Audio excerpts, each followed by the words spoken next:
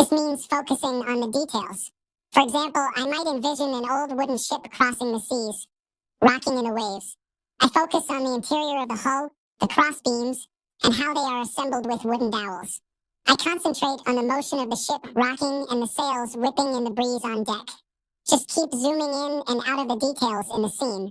Before you know it, you're free from wandering thoughts. Story 97. I play the alphabet game. I think I got it from a post similar to this one. You go through the alphabet and name something for each letter in any category you choose. I usually select movies or songs. I have never made it to the end. Story 98.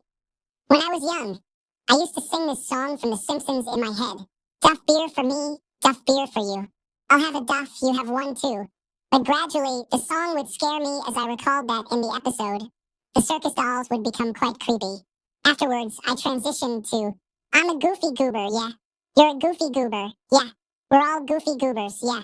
Goofy, goofy, goofy, goober. From the SpongeBob movie. Story 99. Meditation really works. The Vipassana technique is one of the best ways to treat yourself and begin to build your mindfulness. Just pause your life for at least 5 days, and inner peace will become a part of your life. Story 100. One of my favorite tricks is the 4-7-8 breathing technique. You inhale for 4 seconds, hold your breath for 7 seconds, and exhale for 8 seconds.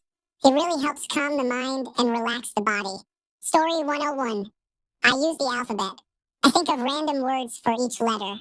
Sometimes I choose a theme like fruits and vegetables or places. Other times, it's just the first word that comes to mind. Story 102. Just lie on the bed with your eyes closed, and if you're lucky, you'll fall asleep before you need to be awake the next day. Story 103. I saw this on Reddit a few years ago, and it works well for me. Pick a category and name something from that category for each letter of the alphabet.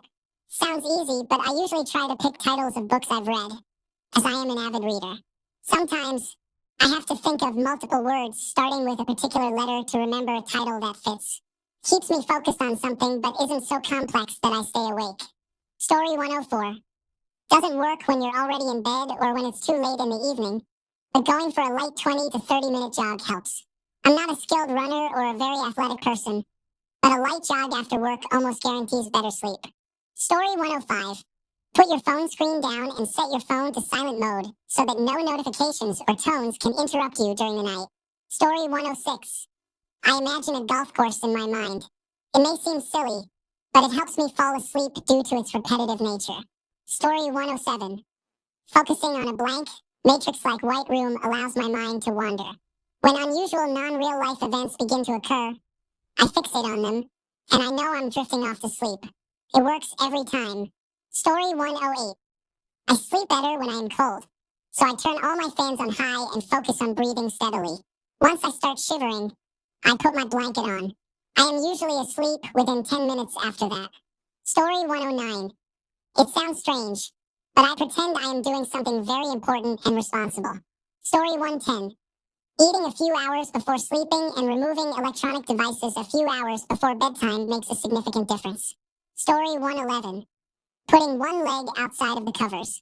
I don't claim to have any insight into why this works, but it is something that I have consistently found effective. Story 112. In yoga, you learn during Shavasana that you don't need to work anymore.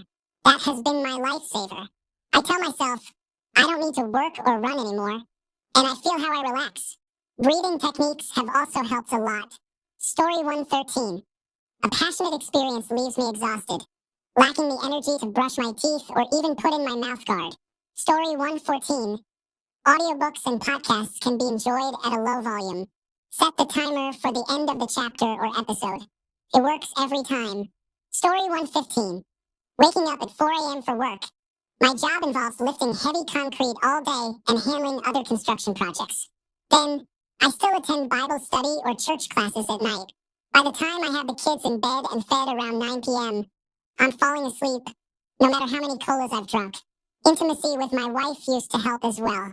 Story 116. If you harm yourself or take an overdose of medication while others are in your home, you may wake up in a hospital. You might also spend time at a mental health facility. Thanks a bunch for sticking around till the end of the video.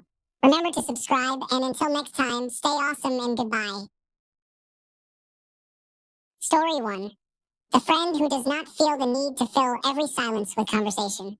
Sometimes we just sit together, each doing our own thing, and it is perfectly comfortable. Story 2. One that actually asks questions in response. Those whose eyes don't glaze over when you're talking to them, just waiting for their turn to speak. Story 3. I am a bisexual man. I typically find men I would absolutely date if they were interested, cute, funny, and with lots in common. Once I discover they are straight, I stick around as a loyal friend because it feels effortless. We play some games, catch a movie, or just talk over a beer. There are no secrets. They know I think they're attractive. Sometimes a guy just needs to hear that. Story 4. The person who is not heavily engaged with social media and is not constantly using their phone when spending time with you. Story 5. No bickering, no gossip. Recently reconnected with an old friend, and all they wanted to do was bicker about every little thing. I wondered, what's the point? Story 6. Someone who has both a silly and classy sense of humor, does not take themselves too seriously, is not too picky about what we do when we hang out, and is not afraid to dive into deep or personal conversation topics at times. I have a few friends like that, and it's awesome. Story 7. Many shared interests complement rather than duplicate my personality. It brings out the best in you and accepts your flaws. Story 8. One who enjoys long walks, leisurely lunches, and lazy afternoons in the sun. Someone who makes me laugh and has no agenda other than each other's company. I have 3, and I feel so fortunate to have friends of over 30 years. Story 9. Someone who is easygoing, funny, and open to new things and ideas, while also being considerate. Some people can be enjoyable to be around, but may not be suitable as friends if they are unable or unwilling to communicate clearly or take responsibility for their actions when they make mistakes. Story 10. I really enjoy being with friends who are open to anything, whether it's deep conversations or just relaxing in silence. Someone genuine who doesn't take themselves too seriously and knows how to have fun without needing plans.